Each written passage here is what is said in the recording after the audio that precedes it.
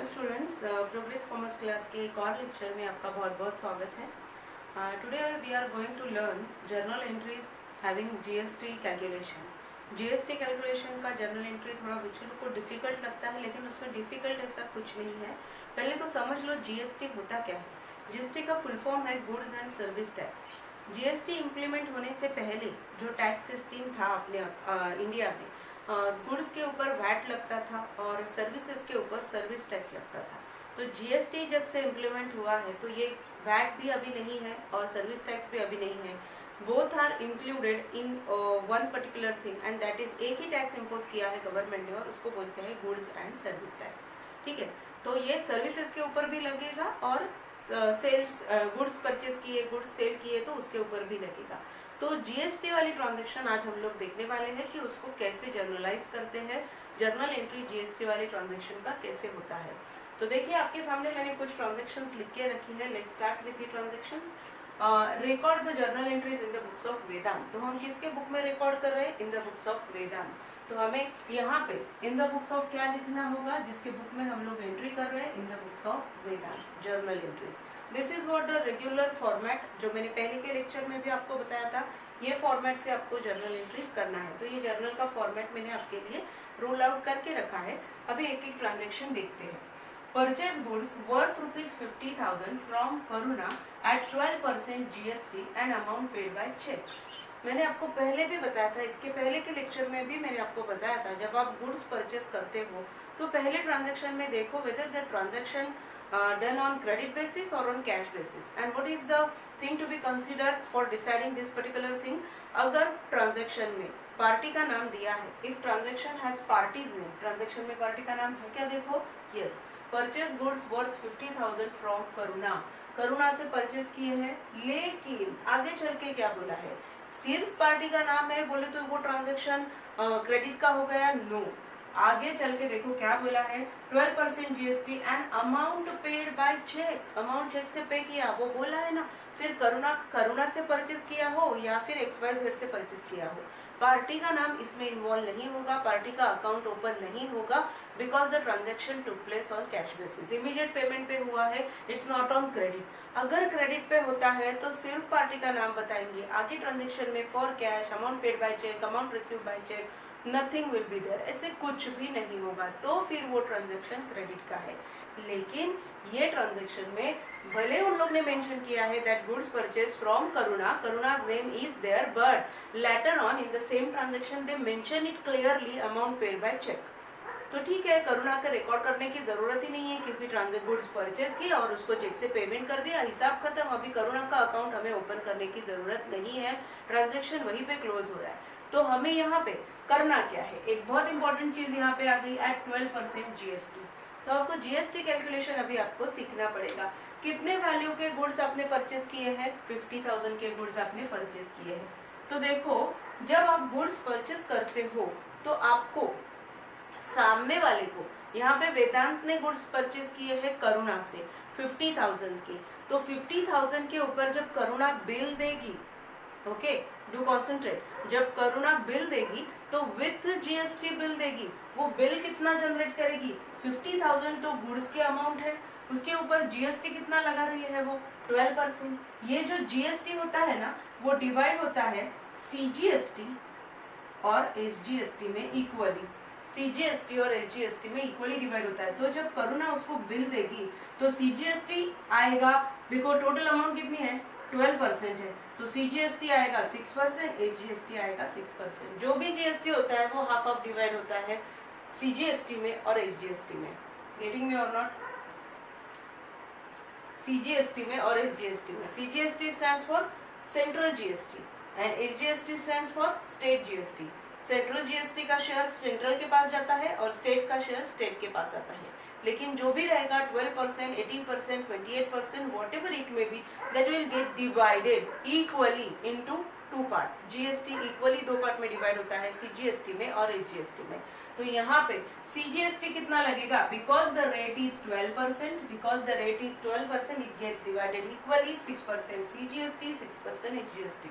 अभी देखो, वेदांत को जब करुणा गुड्स बेच रही है तो करुणा 50,000 का बिल बनाएगी सिर्फ गुड्स की वैल्यू, और उसके ऊपर वो क्या बोलेगी, आपको सीजीएसटी देना पड़ेगा। तो सीजीएसटी कितना लगेगा, 50,000 के ऊपर 6%, 6 फाइजा 30, 3,000 लगेगा, 3,000 लगेगा आपको सीजीएसटी का, 3,000 लगेगा आपको एसजीएसटी का। ऐसे टोटल बिलिंग की अमाउंट वो बनाएगी, बिल की अमाउंट बनाएगी 56,000। तो वेदांत को बिल जनरेट होगा करुणा से 56,000 का इंक्लूडिंग जीएसटी। अभी आपको करना क्या होता है, जर्नल एंट्री में परचेसेस, मैंने पहले के लेक्चर में भी आपको बताया, purchases is your expenditure, that why it is always debited. Okay, वो हमेशा डेबिट ही जाता है जर्नल एंट्री में परचेसेस को। जब आप परचेसेस को डेबिट देते हो तो उसके साथ में आपको जीएसटी देना है सामने वाले को। तो एक बात समझ में आई आपको, जब आप परचेस करते हो तो जीएसटी के साथ पेमेंट करते हो, तो GST is an one kind of extra expenditure that you are going to incurred with purchases. Purchases के साथ और एक खर्चा आपके ऊपर आ गया, और वो खर्चा है सीजीएसटी एसजीएसटी का, बराबर है। तो जब परचेसेस के साथ आप जीएसटी सीजीएसटी एसजीएसटी पे करोगे तो आपको यहाँ पे अकाउंट ओपन करना है, input CGST and input SGST, and because it is an one kind of extra expenditure for you, it is an one kind of extra expenditure for you, it should be debited. उसको क्या जाना चाहिए, debit जाना चाहिए। मैंने आपको पहले के लेक्चर में भी, इसके पहले जो जर्नल एंट्री का बेसिक जर्नल एंट्री का लेक्चर लिया था उसमें बताया था, यहाँ पे में हम लोग ईयर लेते हैं 2020। ओके, तो देखो 2020 ईयर आपको फर्स्ट ऑफ ऑल मेंशन करना है, thereafter you have to note down the month May and thereafter the date। May 1st को ये ट्रांजेक्शन हुआ है, हमने करुणा से गुड्स परचेस किया है, इमीडिएटली पेमेंट किया है चेक से, so this is not a cash, this is a cash transaction not a credit transaction. तो यहाँ पे हम एंट्री क्या करेंगे, because we are purchasing goods, please pay attention on each and everything. Purchases account should be debited because purchase is your expenditure as per the rule of nominal account, debit all expenses and losses. So purchases account should be debited. Along with purchases, you are going to pay extra amount on account of GST. आप GST पे करने वाले हो, तो ये आपके ऊपर और एक खर्चा बढ़ गया, तो ये खर्चे को हम लोग क्या करके रिकॉर्ड करेंगे, see here input CGST account debit, input CGST account debit, input SGST account debit। इसको क्या बोला जाता है, input CGST, input SGST, that account should be debited to। Are you making payment on credit? No, this transaction took place on cash basis, this transaction took place on cash basis because immediately you are going to pay her by check। आप उसको check से payment कर रहे हो, so this is on cash basis। तो ये cash का transaction है, मतलब बैंक से पेमेंट हो रहा है भले, लेकिन उसको कैश और क्रेडिट में डिवाइड करेंगे तो ये कैश के इमीडिएट पेमेंट पे हुआ है, so that should be credited to bank account. Karuna का नाम नहीं आएगा, अगर क्रेडिट पे होता तो करुणा का नाम आता है, यहाँ पे वो क्रेडिट पे नहीं है। Now just fill the amount, amount fill करो इसमें। परचेसेस अकाउंट डेबिट, कितने के गुड्स है, गुड्स की अमाउंट परचेसेस के सामने आएगी 50,000। जीएसटी जो है input CGST 3,000 at the rate 6%, SGST at the rate 6%। Okay, total 12% है तो 6 डिवाइड हो गया, 3,000 to bank 56,000। This is what the simple journal entry, being goods purchase at 12% GST. Yes, finish. Isn't it simple, बहुत ही simple है। Purchases के साथ में जो जीएसटी जाता है उसको दो डेबिट गिरते हैं, इनपुट सीजीएसटी, इनपुट एसजीएसटी, जो भी रेट है उसको इक्वली डिवाइड कर दो। ओके, उसको इक्वली डिवाइड कर दो और उसको डेबिट दो, परचेसेस के साथ में उसको डेबिट दो। ये चीज आपको ध्यान में रखनी है। Getting me or not? Now move on to next transaction। देखते हैं आगे ट्रांजेक्शन क्या है। ऑन 5th में सोल्ड गुड्स टू निशा, निशा को गुड्स बेचे हैं ₹20,000 एट 18% जीएसटी। अभी निशा को, पहले मैंने आपको क्या बताया, ट्रांजैक्शन को पहले देखो, वो ट्रांजैक्शन कैश पे है क्रेडिट पे है, ये पहले डिसाइड करो। पार्टी का नाम दिया है, किधर भी for cash, by cheque, payment हुआ, पेमेंट मिला, ऐसे कुछ भी नहीं बोला है तो वो क्रेडिट है। तो देखते हैं, sold goods to Nisha, yes parties name is given, Nisha का नाम दिया हुआ है, ₹20,000 एट 18% जीएसटी, ट्रांजैक्शन एंड्स, बस फिनिश हो गया। तो ये ट्रांजैक्शन क्रेडिट है, माय डियर फ्रेंड, क्योंकि हमने गुड्स तो बेचे हैं लेकिन निशा से पेमेंट आगे कैश में आया, आगे चेक में आया, आगे कुछ भी नहीं बताया. So we sold goods to Nisha on credit, that is पक्का. ये बहुत चीज ध्यान में रखो, निशा को गुड्स बेचे हैं और वो क्रेडिट पे बेचे हैं. क्यों? क्योंकि आगे किधर भी मेंशन नहीं किया है for cash, payment received by cheque, कुछ भी नहीं बोला है. तो ये ट्रांजैक्शन क्रेडिट पे है, तो हमें निशा के नाम से रिकॉर्ड करना पड़ेगा. तो देखो यहाँ पे जो बिल की अमाउंट हम बनाएंगे, बिल अमाउंट जब हम बनाएंगे तो कैसे बनाएंगे. फिफ्थ का ट्रांजैक्शन देख रहे हैं, गुड्स सोल्ड, कितने वैल्यू पे गुड्स सोल्ड किए, 20,000 के. जीएसटी का रेट क्या है, 18%. तो 18% जीएसटी सामने वाले से, निशा से हम लोग लेंगे, ठीक है ना. निशा को जो बिल देंगे वो जीएसटी ऐड करके देंगे, जीएसटी जो भी लगेगा वो निशा हमें देने वाली है. तो जैसे परचेसेस के टाइम पे हमें देना पड़ता है जीएसटी सामने वाले को, सेल जब हम करेंगे तो सामने वाले से विद जीएसटी अमाउंट हम लोग लेंगे. बाद में वो सब अमाउंट हम गवर्नमेंट ट्रेजरी में डिपॉजिट करने वाले ही है. जीएसटी रिटर्न फाइल करेंगे तब सब गवर्नमेंट के पास जाएगा, अपना कुछ नहीं है. लेकिन ये बात ध्यान में रखनी है, अभी आपको यहाँ पे अकाउंट कौन सा ओपन करना है. सेल्स के साथ में जो जीएसटी आता है वो होता है आउटपुट सीजीएसटी, आउटपुट एसजीएसटी. ये दो अकाउंट आपको ओपन करने हैं. और रेट क्या है, 18%. सो सीजीएसटी और एसजीएसटी में वो डिवाइड होगा 9%. Okay, 9% equally, that gets divided equally. So 20,000 के ऊपर 9%,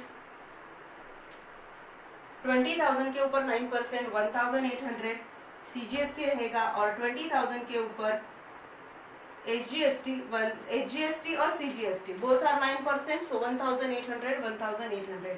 So that will be in total 3,600. So 23,600 will be the billing amount. वो बिलिंग की अमाउंट रहेगी. Getting me or not?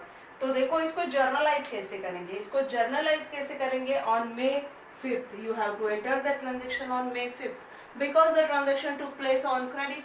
वो क्रेडिट पे हुआ है, निशा के नाम से एंट्री करनी है हमको. So Nisha's account debit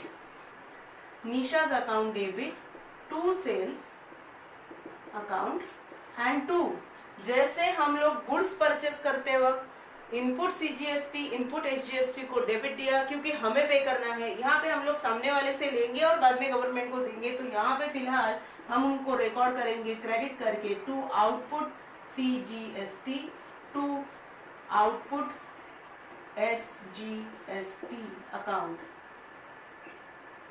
okay. So Nisha's account debit, what is the actual amount for the bill? 20,000. Not sorry, 20,000 नहीं, 23,200 टोटल आएगा, 23,600 टोटल आएगा. टू सेल्स के सामने एक्चुअल अमाउंट आएगी 20,000. Output CGST 1,800, output SGST 1,800. So in total 23,600 in front of Nisha. तो निशा से आपको कितना पैसा लेना है, जीएसटी पकड़ के 23,600 आपको लेना है. Nisha is your debtor for that much amount. GST पकड़ के निशा से 23,600 हमें लेना है. गेटिंग मी और नॉट. नरेशन क्या लिखेंगे हम यहाँ पे, being goods sold to Nisha at 18% GST. तो एक बात समझ में आई आपको, जब आप गुड्स परचेस करते हो विद जीएसटी तो input GST, input CGST, input SGST दोनों को डेबिट जाता है. जब आप गुड्स सेल करते हो विद जीएसटी तो आउटपुट सीजीएसटी, आउटपुट एसजीएसटी को क्रेडिट जाएगा. ठीक है, क्लियर है यहाँ तक. आगे का ट्रांजेक्शन एक और देख लेते हैं.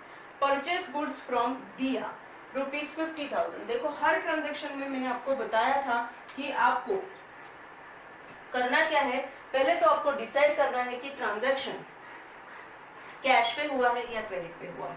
Purchase goods from Diya, yes, parties name is given, 50,000 at 18% GST. लेकिन आगे देखो क्या बताया है, and paid 30,000 immediately by cheque. तो ये जो ट्रांजैक्शन है ये पूरा कैश पे नहीं हुआ है, पूरा क्रेडिट पे नहीं हुआ है। हो सकता है ना कि दिया से हमने गुड्स परचेज किए 50,000 के, लेकिन उसको हमने 30,000 इमीडिएटली पे किया है। वेदांत ने 30,000 इमीडिएटली पे किया, मतलब क्रेडिट पे ट्रांजैक्शन हुआ है लेकिन सिर्फ 20,000 का। गेटिंग मी और नॉट? तो इसको कैसे ट्रीट करेंगे? Again we are purchasing goods, तो जो बिल बनेगा, पहले बिलिंग अमाउंट बताती हूँ मैं आपको। Goods purchase amounting to ₹50,000। यहाँ पे इनपुट CGST लगेगा, इनपुट SGST लगेगा। कितना लगेगा? अमाउंट देखो कितना है GST का, 18%, so that gets divided equally 9%, 9%, so ये आएगा 4,500 यस। सो ये 4,500 लग गया, तो टोटल अमाउंट आएगी 59,000। ये हो गई बिलिंग की अमाउंट। अभी इसको हमने दिया से गुड्स परचेस किए हैं, तो दिया को इमीडिएटली पेड 30,000 इमीडिएटली, तो ये हो गया इमीडिएट पेमेंट। तो क्रेडिट पे कितना रहेगा? क्रेडिट पे रहेगा 29,000। 59,000 को डिवाइड करेंगे, 30,000 इमीडिएटली पेड हुआ है, तो 29,000 क्रेडिट पे रहेगा। गेटिंग मी और नॉट? सो ये पे हुआ है कैश और बैंक, यहाँ पे ये पेड हुआ है चेक से, सो बैंक ही immediate payment through bank 30,000।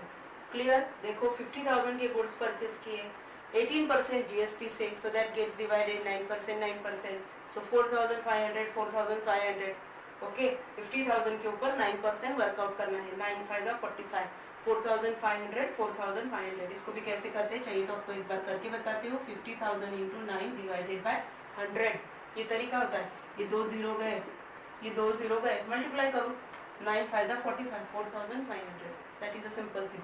Okay, तो ये 59,000 को पूरा कैश पे हुआ है, क्रेडिट पे हुआ है, तो आगे बताया है पेड 30,000 इमीडिएटली बाय चेक, तो उसको हमने इमीडिएटली चेक से, मतलब बैंक से पैसा गया है अपना, 30,000 इमीडिएटली पेमेंट हुआ, तो क्रेडिट पे कितना रह गया? 29,000। तो इसको अभी जर्नल कैसे, इसका जर्नल कैसे करेंगे? How to journalise this particular transaction, let's see that. On 14th you have to enter the date first of all। और आप गुड्स परचेस कर रहे हो, तो मैंने बताया था आपको परचेसेस आपका ऑलवेज एक्सपेंडिचर होता है, that's why it should be debited as per the rule of nominal account. Purchases account debit, along with that input CGST account should be debited always. Purchases के साथ में आपको इनपुट CGST, इनपुट SGST को debit डालना है, अगर वो GST के साथ ट्रांजैक्शन है तो ये 3 डेबिट पक्के हैं अगर आप गुड्स परचेस करते हो GST के साथ। तो purchases account debit, input CGST account debit, input SGST account debit. Amount कितना आएगा? परचेसेस कितने के हैं? 50,000 के। इनपुट CGST है 4,500, इनपुट SGST है 4,500। और अभी इसको आगे कैसे जर्नलाइज करेंगे?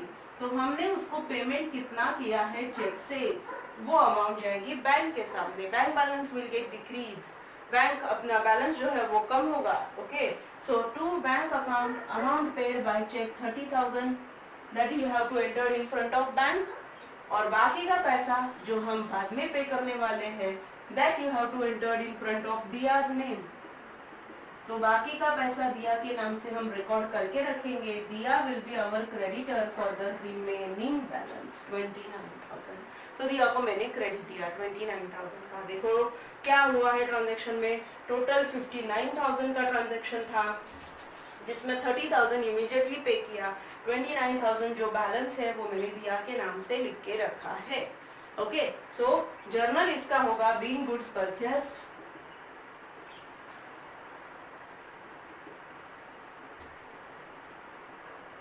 at 18% GST, part payment made by check, that's it, part payment made by check, that's it. Okay, now move on to last one, last वाला देखते हैं। देखो इसमें क्या हुआ है, sold goods worth ₹1 lakh at 28% GST to Chirag, party का नाम दिया है, यस दिया है चिराग। आगे देखो, रिसीव्ड 50% अमाउंट बाय चेक, इसने भी 50% पहले दे दिया, 50% क्रेडिट पे हुआ है, मतलब 50% हमें मिला है इमीडिएटली, 50% क्रेडिट पे हुआ है। तो बिल अमाउंट पहले बताएंगे, सोल्ड गुड्स कितने के हैं, 1 लाख के, इसके ऊपर आउटपुट CGST, आउटपुट SGST कितना लगेगा, 28% है तो ये आएगा 14%, ये आएगा 14%। दैट स्टैंड्स फॉर 14,000, निकाल के देखो, 1 लाख इंटू 14 डिवाइडेड बाय 100, 14,000 आएगा,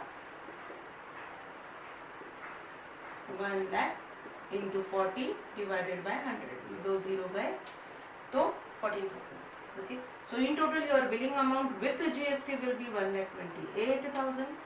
yes, 1,28,000, इसका 50% हमें इमीडिएटली मिल रहा है चिराग से, okay, through bank. So bank payment हो रहा है हमें 50%, तो 50% of 1,28,000 it is 64,000 we are going to receive through bank, through cheque, और बाकी का पैसा बट ऑब्वियस क्रेडिट पे रहेगा, 64,000 on credit. Understood my dear student, समझ में आया मैंने क्या किया? ओके, 1 लाख के गुड्स बेचे, 28% GST से, so make it have 14% CGST, 14% SGST, so total amount 1,28,000, that's the thing. Thereafter 1,28,000 का 50% हमें इमीडिएटली मिल रहा है, तो 64,000 through bank and 64,000 on credit. Now how to pass the journal entry, मैं अभी ये वाली जर्नल एंट्री रफ करती हूँ और यहाँ पे लिखती हूँ आपके लिए लास्ट वाली जर्नल एंट्री।